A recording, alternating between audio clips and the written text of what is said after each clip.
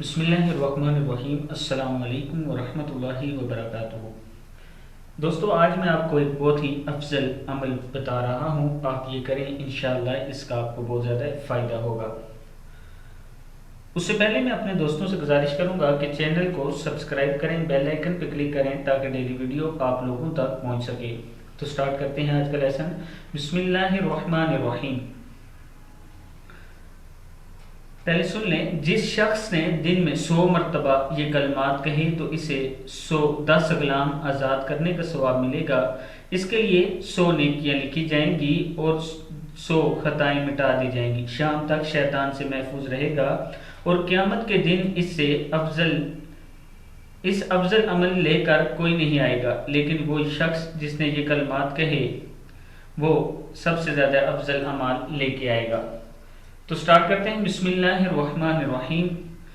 عمل کیا ہے؟ لا الہ الا اللہ وحدہ لا شریک لہ لہ الملک ولہ الحمد وہو علی کل شیء قدیر۔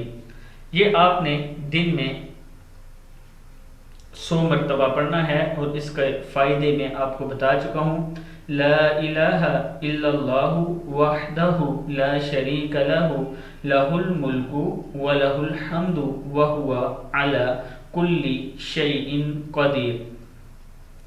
یہ عمل کرنے کے فائدے، 100 مرتبہ یہ کلمات پڑھنے کا یہ فائدہ ہے کہ 10 غلام آزاد کرنے کا ثواب ملے گا آپ کو۔